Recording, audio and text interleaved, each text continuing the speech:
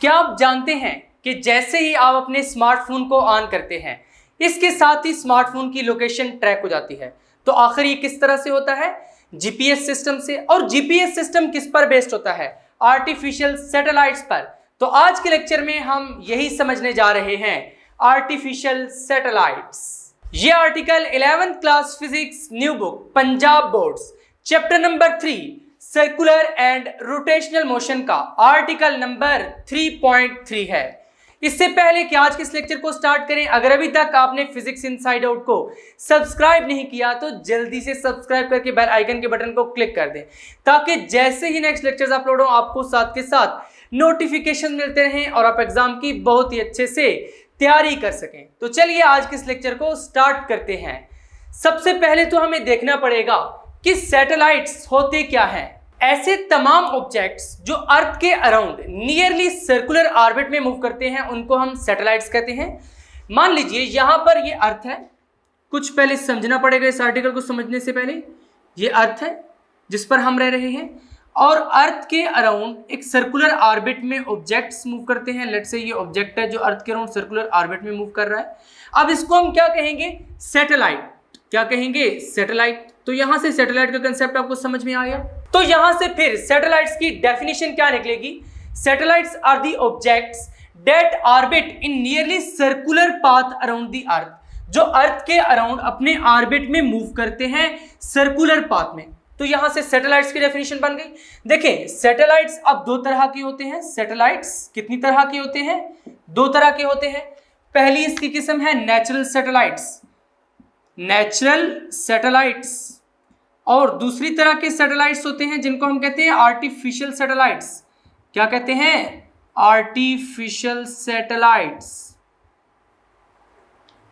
अब देखिए, natural word से मालूम हो रहा है कि जो नेचुरली अर्थ के अराउंड अपने ऑर्बिट में मूव कर रहे हैं, यानी कि ये वो सैटेलाइट्स हैं जो नेचुरली अर्थ के अराउंड अपने ऑर्बिट में मूव कर रही हैं। जिस तरह के मून है, लेट्स से यहां पर ये अर्थ है और ये मून है। अब जो मून है ये एक नेचुरल सैटेलाइट हो जाएगा। अब आर्टिफिशियल सैटेलाइट्स कौन से होते हैं? Man made objects. ऐसे मैन मेड ऑब्जेक्ट्स जो कि अर्थ के अराउंड सर्कुलर ऑर्बिट में रिवॉल्व करते हैं उनको हम क्या कहते हैं? Artificial satellites. तो आज के लेक्चर में हम यही वाले आर्टिफिशियल सैटेलाइट्स यहां पर पढ़ने जा रहे हैं। तो चलिए सबसे पहले हम आर्टिफिशियल सैटेलाइट्स की डेफिनेशन लिखते हैं। तो आर्टिफिशियल सैटेलाइट्स की फिर डेफिनेशन क्या होगी? Artificial satellites are the man made objects that orbit around the earth. यानी ये मैन मेड ऑब्जेक्ट्स हैं जो कि अर्थ के अराउंड एक स्पेसिफिक ऑर्बिट में मूव करते हैं। जिस तरह के यहां पर ये अर्थ है और ये एक आर्टिफिशियल सैटेलाइट है जो कि अर्थ के अराउंड इस तरह अपने ऑर्बिट में क्या करेगा? मूव करेगा। याद रखें, यहां पर कोई भी ऑब्जेक्ट जो भी अर्थ के अराउंड अपने ऑर्बिट मूव करेगा वो सैटेलाइट ही कहलाएगा। अब ये अलग बात है कि कुछ सैटेलाइट्स नेचुरल सैटेलाइट्स हैं, कुछ सैटेलाइट्स फिर आर्टिफिशियल सैटेलाइट्स हैं। जो नेचुरली रिवॉल्व करते हैं वो नेचुरल, और जो आर्टिफिशियल मैन मेड हैं वो आर्टिफिशियल सैटेलाइट्स हैं। यहां पर बात समझने वाली ये है कि ऐसी कौन सी फोर्स है जो इस आर्टिफिशियल सैटेलाइट को यहां पर इस ऑर्बिट में मूव कराई जा रही है। अब ये पाथ कौन सा है? सर्कुलर पाथ है।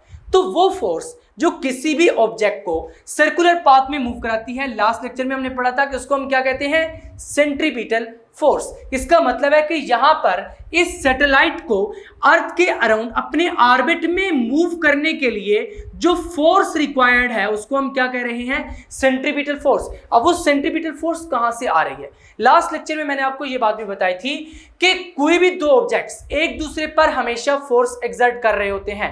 ऑब्जेक्ट से मुराद सन भी हो सकता है, अर्थ भी हो सकती है, मून भी हो सकता है, कोई सैटेलाइट भी हो सकता है। दो ऑब्जेक्ट्स हमेशा एक दूसरे पर क्या करते हैं? फोर्स एक्सर्ट करते हैं।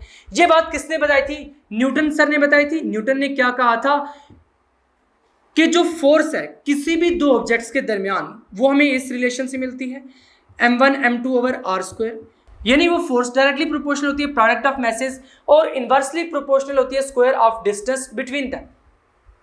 अब ये भी एक मैस है, ऑब्वियसली ये भी एक मैस है, ये भी ऑब्जेक्ट है। तो न्यूटन सर के लॉ के मुताबिक अब ये जो दो ऑब्जेक्ट्स हैं ऑब्वियसली ये भी आपस में कोई ना कोई फोर्स तो एक्सर्ट कर रहे हैं। अब वो जो फोर्स है उसको हम कहते हैं ग्रेविटेशनल फोर्स। क्या कहते हैं भाई? Gravitational force. याद रहेगी ये चीज? बिल्कुल सर याद रहेगी। ग्रेविटेशनल फोर्स, अब देखिए जब एक ऑब्जेक्ट अर्थ आ जाता है, बात को सुनिए ध्यान से, कि जब दो ऑब्जेक्ट्स में से एक ऑब्जेक्ट अर्थ होती है तो वहां पर फिर हम इसी ग्रेविटेशनल फोर्स को कहते हैं फोर्स ड्यू टू ग्रेविटी। अब जो अर्थ इस पे एक्सर्ट कर रही है वो क्या है? फोर्स ड्यू टू ग्रेविटी, और वही किसी भी ऑब्जेक्ट का वेट होता है। W is equal to m g, W is equal to m g. और ये रिलेशन उस वक्त होल्ड करेगा जब object near to the surface of earth होगा, क्योंकि जी की वैल्यू क्या है? 9.8 मीटर पर सेकंड स्क्वायर, और ये 9.8 मीटर पर सेकंड स्क्वायर किस वक्त है?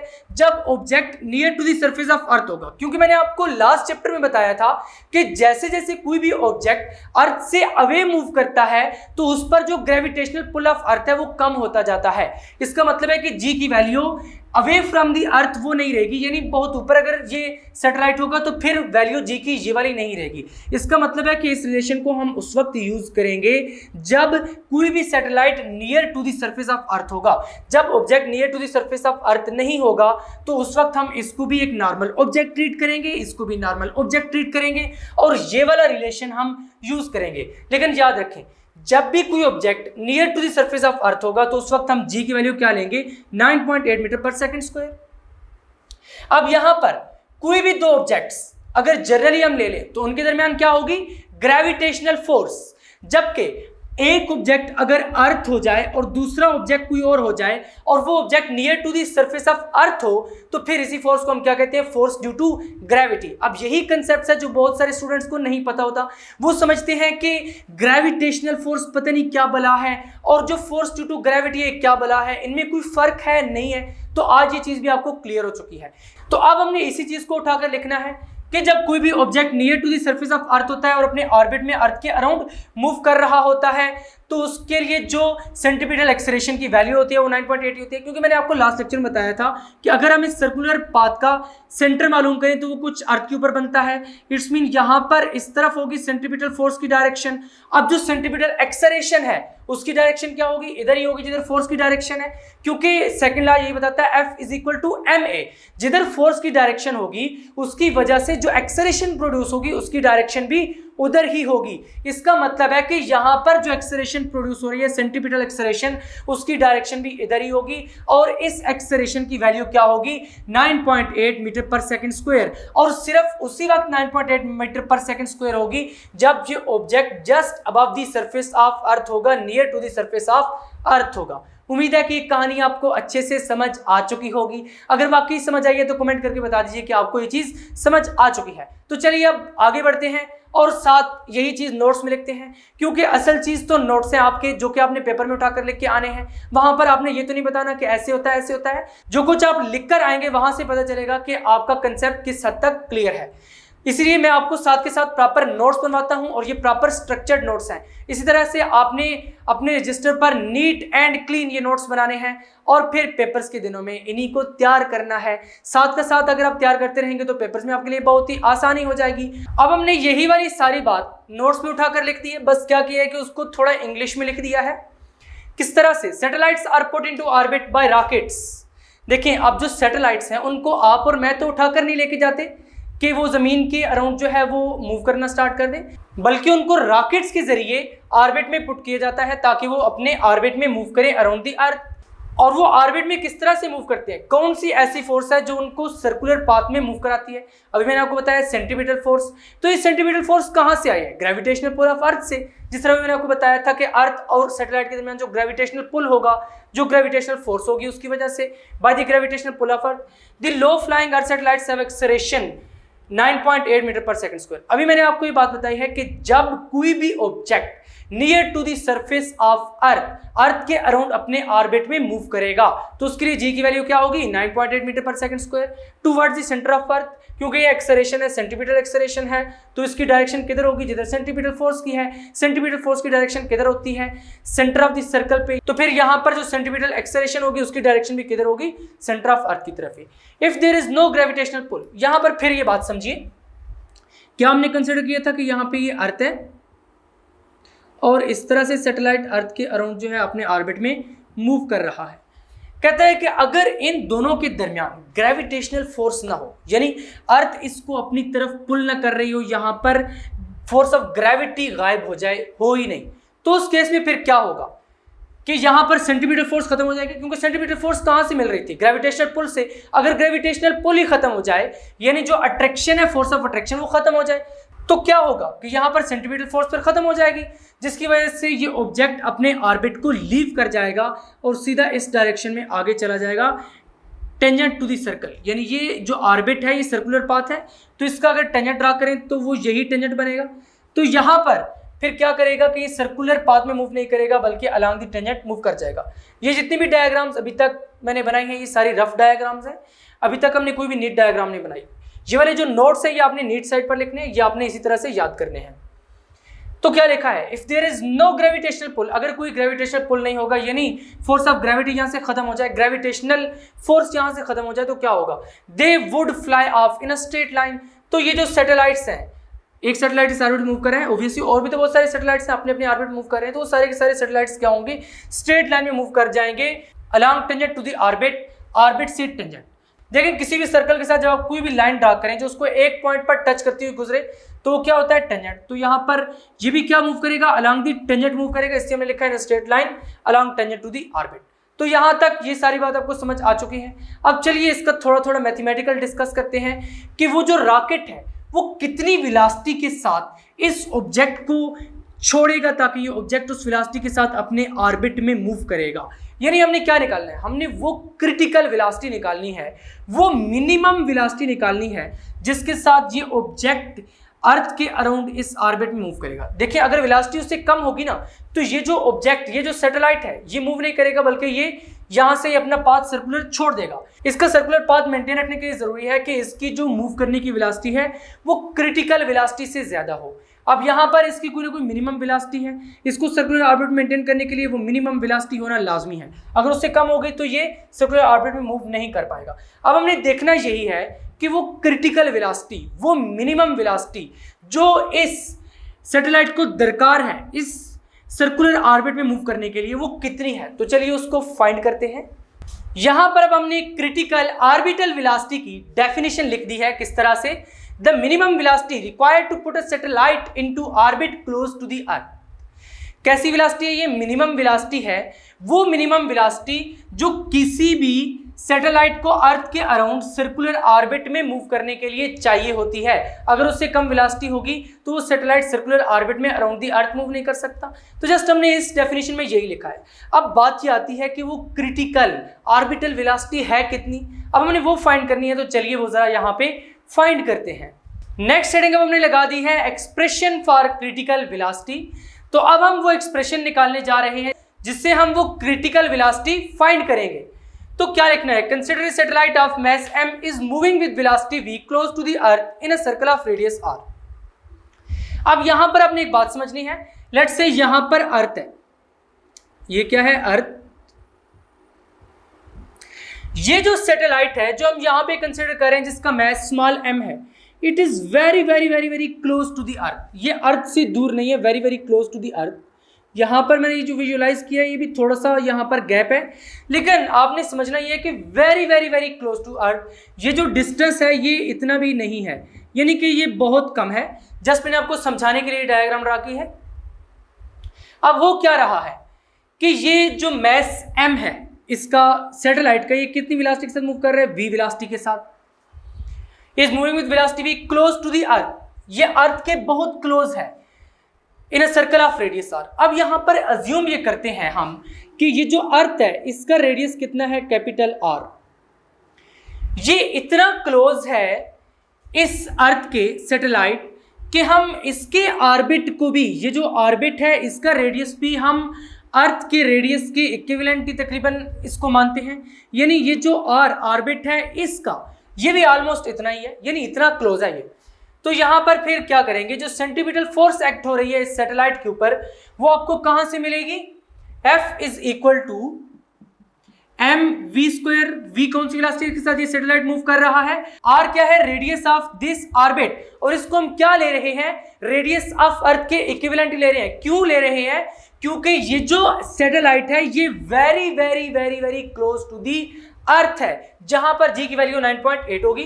तो इसलिए यहां पर इसको भी हम क्या अज्यूम करेंगे कि ये भी क्या है, कैपिटल आर। अब यही रेडियस ऑफ दी अर्थ है और यही रेडियस ऑफ दिस ऑर्बिट है। यही क्यों है, क्योंकि ये mass very very close to the earth है, near to the surface of earth है। यहां पर अब देखिए ये जो सेंट्रीपिटल फोर्स है ये प्रोवाइड कौन कर रहा है।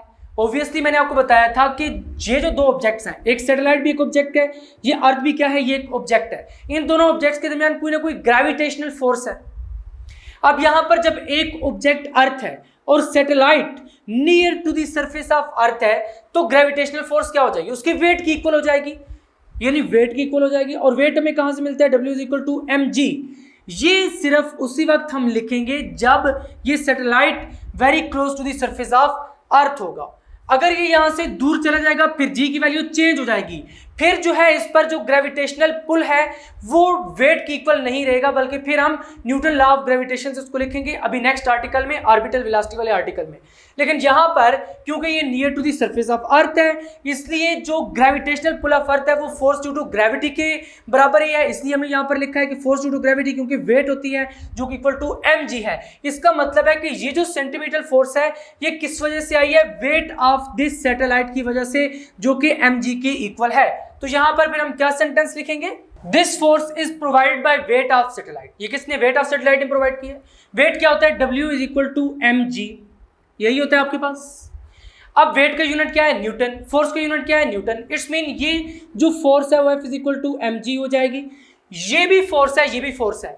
ये सेंटीमीटर फोर्स किसने प्रोवाइड की है, इस वेट ने प्रोवाइड की है। और ये क्या है, F is equal to mg। इसका मतलब है कि इसको हम लिख सकते हैं mg। तो क्या लिखेंगे, mg is equal to mv square over r। ये सेंटेंस आपने लाजमी लिखना है, this force is provided by weight of satellite, so mg is equal to mv square over r। अब यहां से उस m को आप इधर ले आए तो क्या हो जाएगा, m over m into g is equal to v square over r। This implies that g is equal to v square over r। अब यहां पर m और m कैंसिल हो गया, यहां पर ये मैथमेटिकली तो कैंसिल हो गए, लेकिन याद रखें फिजिक्स मैथमेटिक्स से थोड़ी आगे बढ़कर है। फिजिक्स में हर चीज का लॉजिकल रीजन होता है। मैथमेटिक्स तो ये कहती है ना कि यहां से ये कैंसिल हो गया क्योंकि mm सेम है, लेकिन फिजिकली इसका क्या रीजन है। फिजिकली यहां से ये प्रूव होता है कि सैटेलाइट का मैस जितना भी हो ये इससे इंडिपेंडेंट है, कि मैस जितना भी होगा ये रिलेशन होल्ड करेगा, g is equal to v square over r। अगर आपको याद हो तो लास्ट लेक्चर में हमने सेंट्रीपिटल एक्सेलरेशन का क्या फार्मूला पढ़ा था, ac is equal to v square over r, centripetal force वाले टॉपिक में। तो यहां पर भी देखें कुछ इसी तरह का नहीं आया। ये g क्या है, ग्रेविटेशनल एक्सेलरेशन। अभी मैं आपको पहले एक्सप्लेन कर चुका हूं कि यहां पर near to the surface of earth जो सेंटीमीटर एक्सेलरेशन की वैल्यू होगी वो इक्वल टू g ही होगी, तो ये वही आगे g is equal to v square over r। तो यहां पर अगर हम v डिटरमिन करें तो किस तरह से करेंगे, v square is equal to G R. ये g क्या है, 9.8 मीटर पर सेकंड स्क्वायर, r क्या है, radius of the earth. Radius of the अर्थ क्यों है, क्योंकि जो ऑर्बिट का रेडियस है वो भी रेडियस ऑफ अर्थ के बराबर ही है। हमने ये कंसीडर किया है क्योंकि वो जो ऑब्जेक्ट है वो very close to the surface of earth है। तो यहां पर क्या करेंगे, taking square root on both sides, लिख दीजिए taking square root on both sides, square root on both sides. तो क्या मिल जाएगा, v is equal to G R और इसका स्क्वायर रूट। अब ये जो रिलेशन है this is the expression for critical orbital velocity. समझ आ गई, यानी किसी भी ऑब्जेक्ट को, किसी भी सैटेलाइट को जो अराउंड द अर्थ ऑर्बिट में मूव करना चाहता है near to the surface of earth, minimum उसकी इतनी वेलोसिटी होना लाजमी है। अगर इससे कम वेलोसिटी होगी तो वो अर्थ के अराउंड अपने ऑर्बिट में मूव नहीं कर सकता। देखिए अब g ये भी कांस्टेंट है, r radius of the earth ये भी कांस्टेंट है, तो इन दोनों की वैल्यूज हम उठा के पुट कर देते हैं। यहां से हमें क्रिटिकल वेलोसिटी की न्यूमेरिकल वैल्यू मिल जाएगी। तो यहां से क्या करेंगे, लाइन खींचेंगे इस तरह से। अब यहां पर लिखते हैं, आपने नीचे लिखना है क्योंकि बोर्ड पे स्पेस कम है इसलिए मैं यहां पे लिख रहा हूं। यहाँ पर हमने लिख दिया है where v is critical orbital velocity and r is radius of earth. यहाँ पर ये v क्या है, क्रिटिकल ऑर्बिटल वेलोसिटी जिसका हम एक्सप्रेशन निकाल रहे हैं, और r क्या है, रेडियस ऑफ द अर्थ, जैसे भी यहाँ पर मैंने आपको एक्सप्लेन किया था। अब g की वैल्यू क्या है 9.8 मीटर पर सेकंड स्क्वायर, और रेडियस ऑफ द अर्थ ये वैल्यू आपने याद करनी है 6.4 मल्टीप्लाई 10⁻⁶ मीटर। तो चलिए ये वाली वैल्यूज उठाकर हम इस इक्वेशन पुट करते हैं, इसको इक्वेशन नंबर 1 कह दें। तो क्या लिखेंगे, कॉमा 100, यानी ये इस तरह से है। So equation 1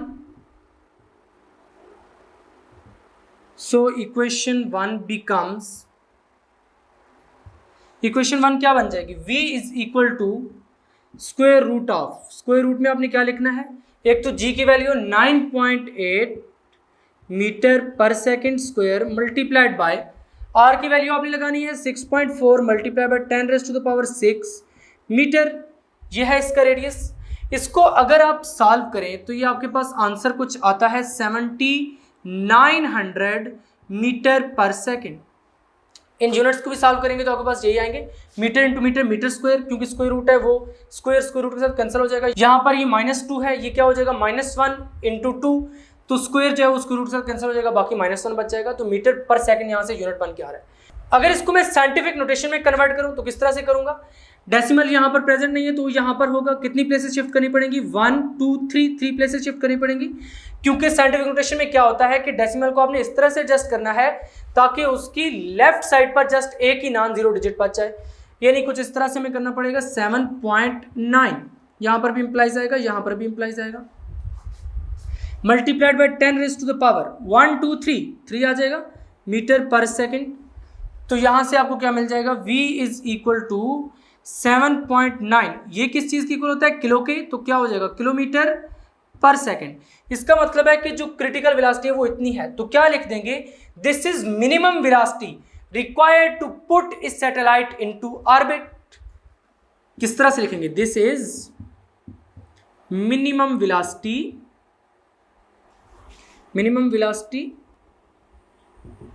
required to put a satellite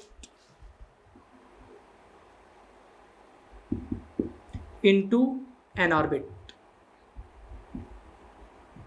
और इसी को हम क्या कहते हैं, क्रिटिकल वेलोसिटी। तो यहां से हमने v की वैल्यू फाइंड कर ली। वेरी वेरी इंपॉर्टेंट वैल्यू है ये भी आपको याद होना चाहिए, अक्सर एमसीक्यूज में पूछी जाती है। अब देखिए यहां पर हमने क्या बात की थी कि सैटेलाइट अर्थ के अराउंड अपने ऑर्बिट में मूव करता है।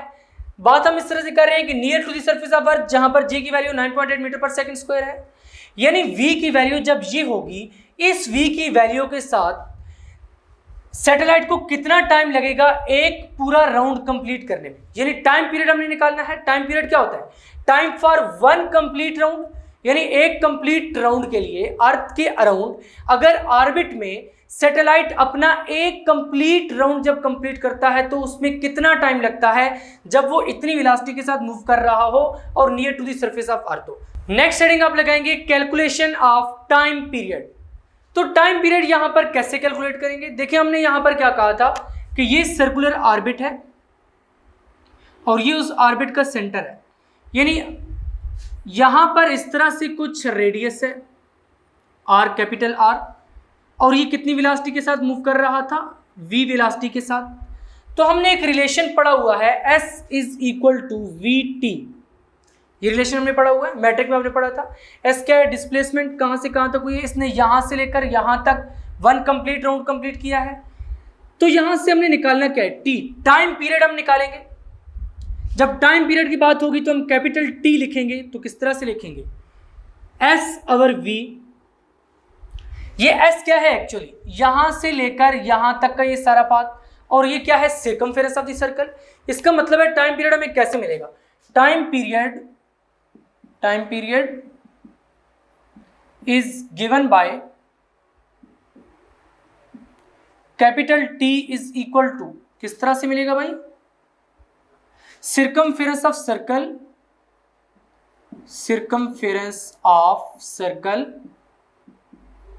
divided by velocity of satellite, इसी तरह से मिलेगा। तो किस तरह से लिखेंगे, t is equal to, this implies that t is equal to circumference of circle क्या है, ये चीज है एस यहां पर, क्योंकि देखिए यहां से लेकर यहां तक ये सारा है, तो सिरकमफेरेंस ऑफ सर्कल का आपने फॉर्मूला पढ़ा हुआ है 2 पाई आर ऑलरेडी, तो यहां पर क्या हो जाएगा 2 पाई आर, आर कितना है, कैपिटल आर है, radius R divided by velocity of satellite क्या है v, तो यहां पर v लिख लें।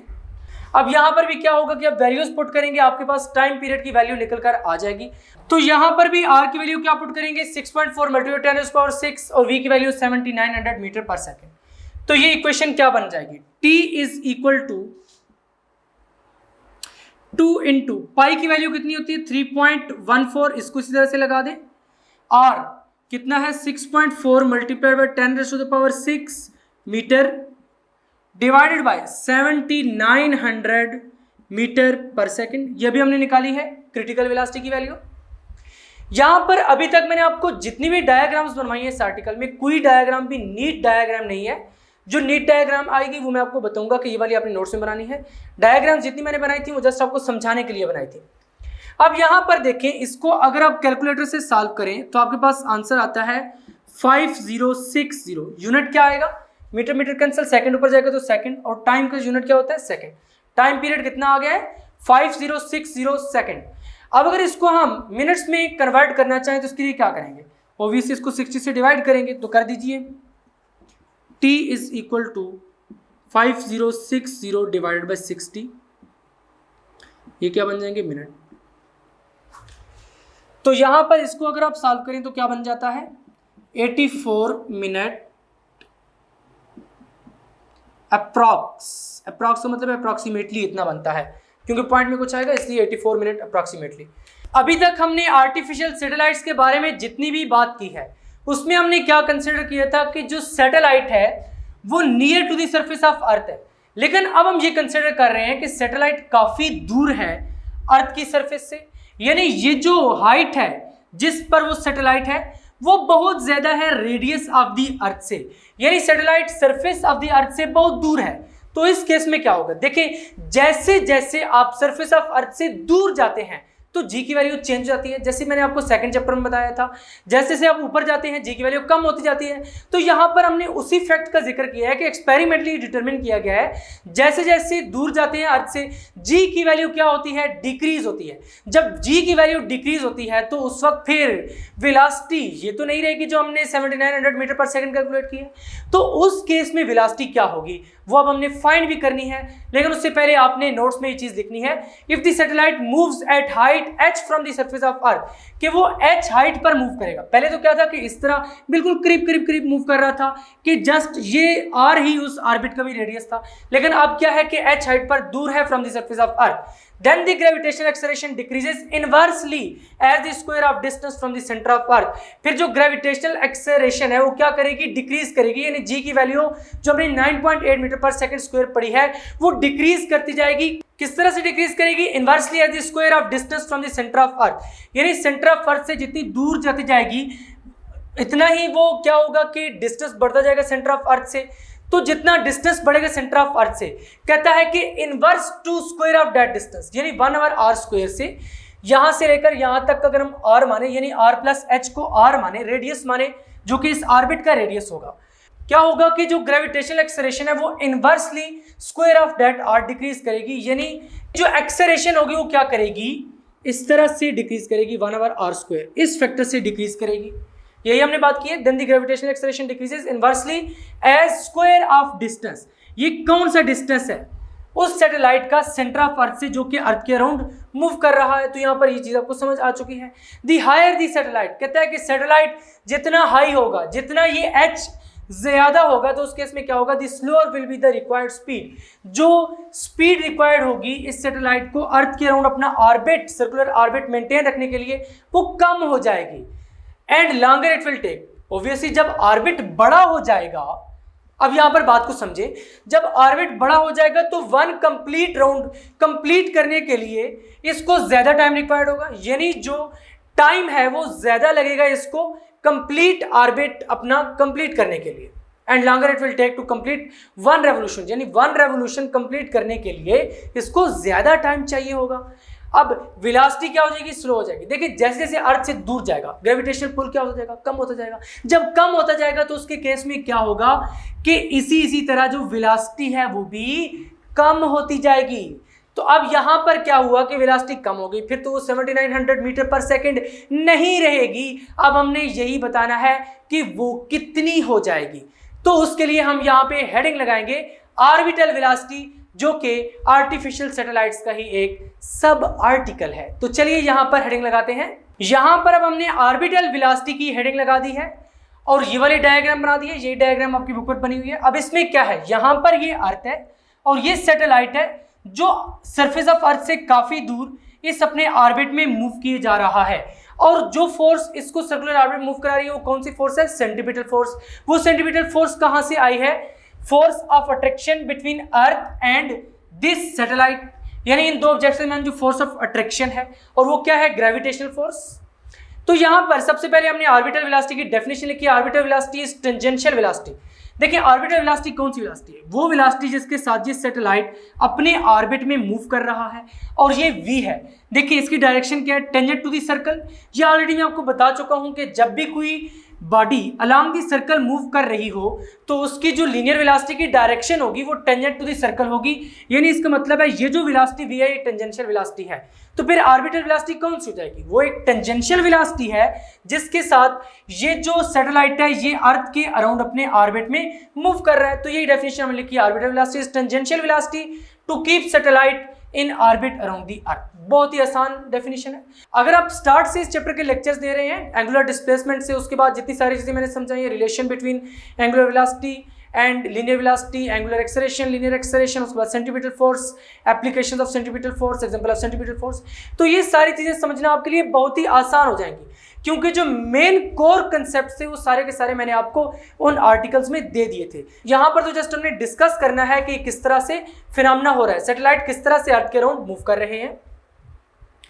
अब हमने एक्सप्रेशन फॉर ऑर्बिटल वेलोसिटी निकालना है। पहले जो हमने एक्सप्रेशन निकाला था वो कौन सी ऑर्बिटल वेलोसिटी के लिए था, जब satellite near to the surface of earth होता है उस वक्त जो क्रिटिकल ऑर्बिटल वेलोसिटी यानी मिनिमम ऑर्बिटल वेलोसिटी जिसके साथ ये सैटेलाइट अर्थ के अराउंड अपने ऑर्बिट में मूव करेगा। बट यहां पर क्या है कि ये जो सैटेलाइट है ये अर्थ से काफी दूर है। तो इस केस में हम क्या करेंगे, consider satellite of mass ms।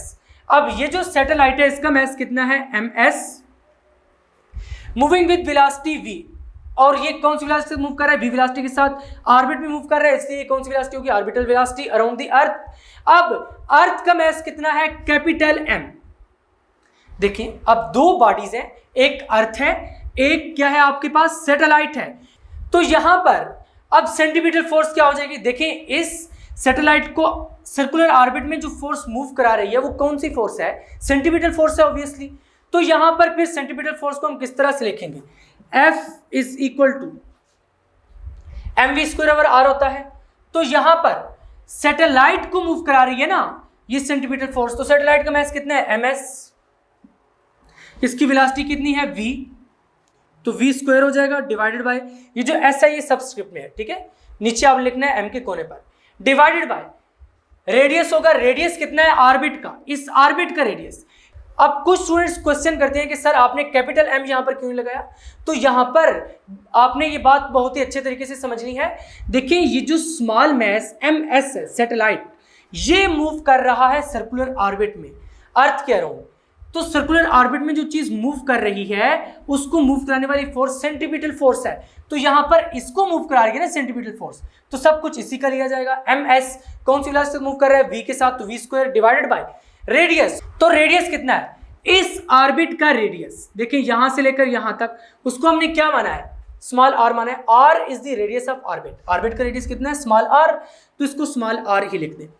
अब ये फोर्स आई कहां से है, जैसे पहले हमने कहा था कि जब near to the surface of earth है तो सेंट्रीपिटल फोर्स जो है वो उस सैटेलाइट के वेट ने प्रोवाइड की है। बट यहां पर देखिए वेट तो W is equal to mg होता है, यहाँ पर तो ग्रेविटेशनल एक्सेलरेशन वो रही नहीं है, यानी g is equal to 9.8 metre पर सेकंड स्क्वायर यहाँ पर अब नहीं है क्योंकि सैटेलाइट सरफेस ऑफ अर्थ से काफी दूर है।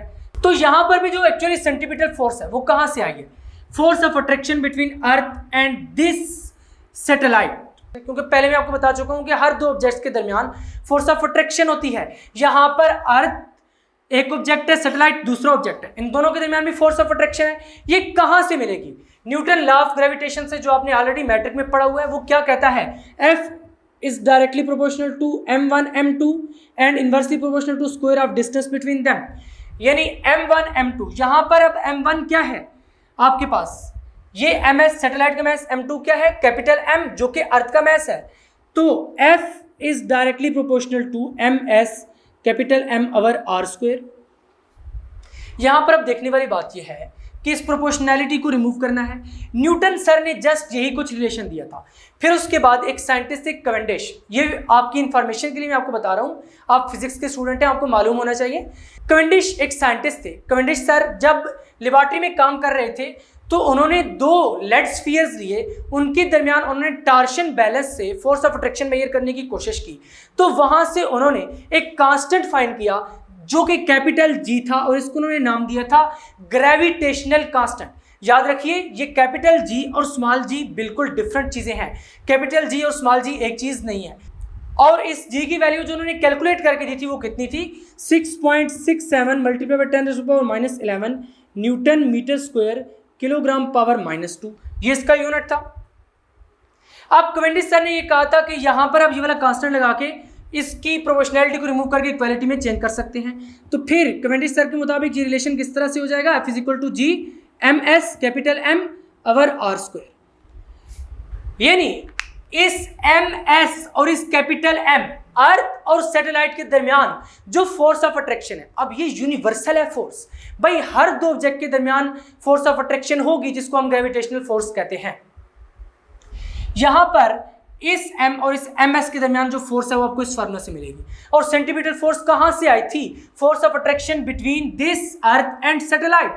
तो इसलिए यहां पर हम लिखेंगे दिस फोर्स, यानी ये वाली जो फोर्स है सेंटीमीटर फोर्स है, is provided by force of attraction between earth and satellite।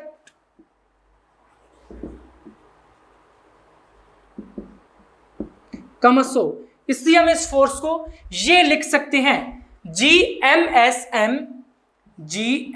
यानी mass of satellite into M over R square is equal to MS V square over R। यहां से equal हो जाएंगे। यहां पर अब अगर मैं इस तरह से करूं कि इस ms को उठाकर इधर ले आऊं, ये ms वो ms कैंसिल हो जाएंगे, इस r को भी उठाकर इधर ले आऊं तो एक r इस r के साथ भी कैंसिल हो जाएगा। तो चलिए इस तरह कर लेते हैं। This implies that ms over ms, उस ms को मैं इधर लेकर आया हूं, मल्टीप्लाइड बाय इस r को उठाकर मैं इधर ले आया हूं, multiplied by G capital M over r square को मैं क्या लिख सकता हूं? r मल्टीप्लाइड बाय r लिखा जा सकता है ना। दिस इज इक्वल टू, इधर क्या बच जाएगा? r को भी इधर ले आए, ms को भी इधर ले आए, v स्क्वायर बच जाएगा, यही बचेगा। तो यहां पर देखिए एक r के साथ कैंसिल, यानी ये वाला r इस वाले r के साथ कैंसिल हो जाएगा, और ये वाला ms इस वाले ms के साथ कैंसिल हो जाएगा। पीछे आपके पास क्या बचेगा? This implies that v square को इधर लिख लें, बाकी हर चीज को उधर लिख लें, v square is equal to GM over r। अब क्या करना है? यहां पर आप दोनों तरफ स्क्वायर रूट लें, taking square root on both sides, taking square root on both sides। तो यहां से क्या मिल जाएगा? v is equal to square root of G capital M over R। It's mean ये रिलेशन है, यहां से हमें ऑर्बिटल वेलोसिटी मिलेगी। अब किसी भी सैटेलाइट को अर्थ के अराउंड अपने ऑर्बिट में मूव करने के लिए इतनी वेलोसिटी रिक्वायर्ड होगी। अगर वेलोसिटी इससे कम होगी तो ये जो सैटेलाइट है ये अर्थ के अराउंड इस ऑर्बिट में मूव नहीं कर सकता, बल्कि कहीं गिर जाएगा, फॉल हो जाएगा। तो यहां पर मैं लाइन लगा के ये वाला सेंटेंस भी लिख देता हूं। ये वाला सारे का सारा रफ वर्क है, ये आपने नोट्स में नहीं नोट करना, ये वाला रफ वर्क था। तो यहां पर ये वाली सारी चीज आपने नोट्स में नोट करनी है। तो चलिए यहां पर मैं लाइन लगा के वो सेंटेंस भी लिख देता हूं ताकि आप अपने नोट्स को प्रॉपर्ली प्रिपेयर कर लें। यहां पर अब आपने नोट्स में वही सेंटेंस उठा के लिख देना है जो मैंने आपको बताया है, बस इंग्लिश में लिखना है। इसको इक्वेशन नंबर 2 कह देंगे। This shows that mass of satellite is unimportant in describing the satellites orbit. देखें यहां पर अब ms का कोई फैक्टर आ रहा है? नहीं आ रहा, यानी इस एक्सप्रेशन में मैस ऑफ सैटेलाइट का जिक्र ही नहीं है सिरे से, वो तो कैंसिल हो गया था। इसका मतलब है कि मैस ऑफ सैटेलाइट जो भी हो इट्स अनइम्पॉर्टेंट, इसकी कोई इंपॉर्टेंस ही नहीं है यहां पर सैटेलाइट के ऑर्बिट को डिफाइन करने में। Thus any satellite orbiting at distance R from the centre of the earth, यानी कोई भी सैटेलाइट जो कि अर्थ के अराउंड अपने ऑर्बिट में मूव कर रहा हो जिसका डिस्टेंस अर्थ के सेंटर से आर हो। देखिए इस सैटेलाइट का अगर यहां पर हम रेडियस मार्क करें तो कुछ इस तरह से होगा आर, ये इसका रेडियस है।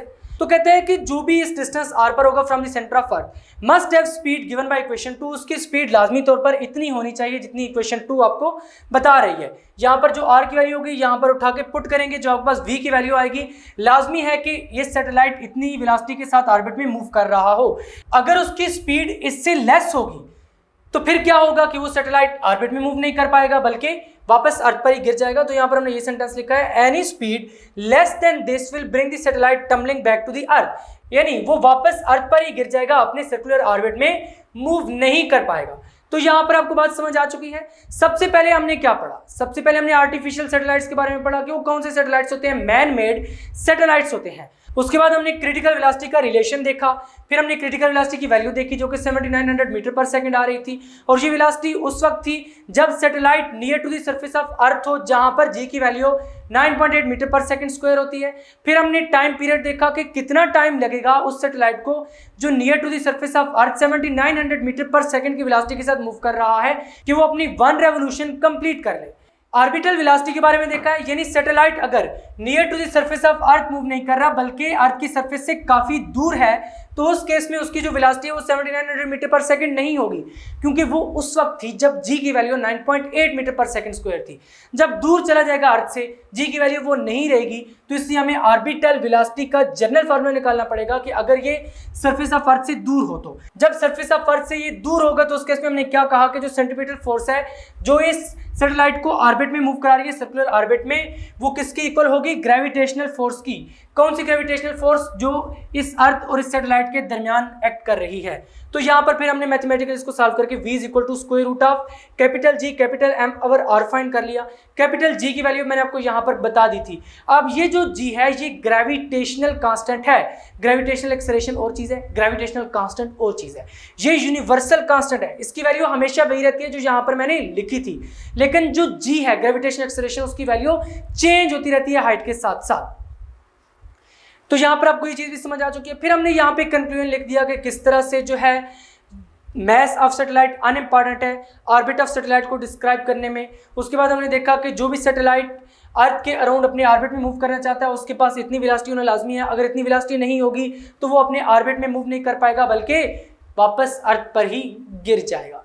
तो आज का लेक्चर भी बहुत ही ज़्यादा इंपॉर्टेंट लेक्चर है, इसको भी आपने अच्छे तरीके से प्रिपेयर करना है। इसी तरह के नोट्स बनाने हैं। एक्चुअली मेरा नोट्स बनवाने का मकसद क्या है, मैं आपको नोट्स क्यों बनवा रहा हूँ?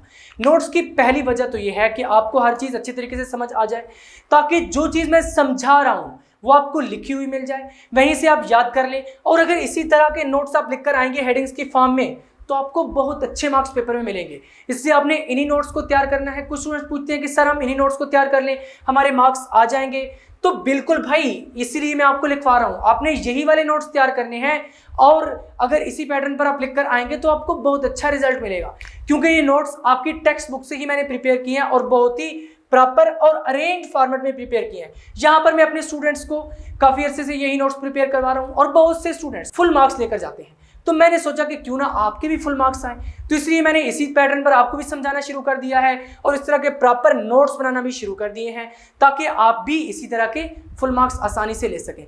क्योंकि अगर आप स्मार्ट स्टडी करेंगे विद ट्रिक्स तभी आपके फुल मार्क्स आ जाते हैं। जो स्टूडेंट्स इस तरह से रट्टे लगाते रहते हैं कि ऐसे ऐसे ऐसे ऐसे, तो वहाँ पर फिर जब पेपर में बैठते हैं तो उन्हें बहुत सारी चीज़ें भूल जाती हैं, याद नहीं रहती।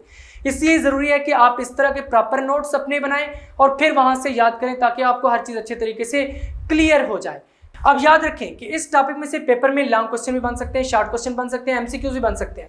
जितनी वैल्यूज हमने यहाँ पर फाइंड की हैं टाइम पीरियड की, उसके बाद हमने क्रिटिकल वेलोसिटी की वैल्यू फाइंड की है, ये एमसीक्यूज में पूछी जा सकती है, शॉर्ट क्वेश्चन में पूछी जा सकती हैं, और उसके साथ साथ ये ऑर्बिटल वेलोसिटी भी आपसे पूछी जा सकती है। और ये सारे का सारा जो आज के लेक्चर में हमने पढ़ा है मिलाकर एक ही लॉन्ग क्वेश्चन भी बन सकता है, यानी आपसे आर्टिफिशियल सैटेलाइट्स और ऑर्बिटल वेलोसिटी दोनों के बारे में इकट्ठा पूछ सकता है एक लॉन्ग क्वेश्चन में। तो ये वाले फार्मूला भी आपको अच्छे तरीके से आना चाहिए, v = कैपिटल G m/r का स्क्वायर रूट, क्योंकि ये आगे चलकर न्यूमेरिकल्स में यूज होगा। ये सारे डायग्राम्स भी आपने नीट एंड क्लीन अपने नोट्स पर ड्रा करनी है। तो फिर आज का लेक्चर फाइनली यहीं पर एंड होता है। अभी तक अगर आपने फिजिक्स इनसाइड आउट को सब्सक्राइब नहीं किया तो प्यारे बच्चों जल्दी से सब्सक्राइब करके बेल आइकन के बटन को क्लिक कर दें, ताकि जैसे ही नेक्स्ट लेक्चर्स अपलोड हो आपको साथ के साथ नोटिफिकेशन मिलते रहें और आप एग्जाम की बहुत ही अच्छे से तैयारी कर सकें। देखिए, अगर आपने चैनल को सब्सक्राइब किया होगा ना तो इसमें आपका ही एडवांटेज है। इसमें आपको क्या होगा कि जब आप वीडियो देख रहे होंगे, लेट्स से आप वीडियो कहीं पर छोड़ के चले जाते हैं सेंटर में, अगर आपने सब्सक्राइब किया होगा तो वीडियो आप वापस वहीं से प्ले कर सकते हैं विदाउट एनी इंटरप्शन, तो आपके लिए बहुत इजी हो जाएगा। और अगर आपने बेल आइकन के बटन को क्लिक किया होगा तो जैसे जैसे लेक्चर्स अपलोड होते रहेंगे, क्योंकि अंदर बहुत ही इंपॉर्टेंट लेक्चर्स भी आगे आने वाले हैं कि आपने किस तरह से सिलेबस को प्रिपेयर करना है, कितने चैप्टर्स प्रिपेयर करने हैं, कितने क्वेश्चन प्रिपेयर करने हैं, किस तरह से प्रिपेयर करने हैं। यहाँ पर मैं अपने स्टूडेंट्स को किस तरह से प्रिपरेशन करवाता हूँ कि वो फुल मार्क्स लेते हैं, क्योंकि इतना ज़हीन फतीन कोई स्टूडेंट भी नहीं होता कि जो सारे का सारा रट्टा लगा रहे। भाई कुछ ना कुछ ट्रिक्स होती हैं, कुछ ना कुछ सीक्रेट ट्रिक्स होती हैं जो स्टूडेंट्स फॉलो करते हैं, और वो सारी की सारी ट्रिक्स मैं आपको बताऊंगा जो यहाँ पर मैं अपने स्टूडेंट्स को बताता हूँ, जिसके बलबूते पर वो मैक्सिमम मार्क्स लेकर आते हैं। इसके साथ आपने क्या करना है कि फिजिक्स इनसाइड आउट को अपने फ्रेंड्स और फेलोज के साथ जरूर शेयर करना है, ताकि बहुत सारे स्टूडेंट्स का इस तरह से भला हो सके, वो भी इस तरह के नोट्स प्रिपेयर करके अच्छे अच्छे मार्क्स ले सकें। तो फाइनली आज का लेक्चर यहीं पर एंड होता है। मिलेंगे नेक्स्ट लेक्चर में, तब तक के लिए अल्लाह हाफिज।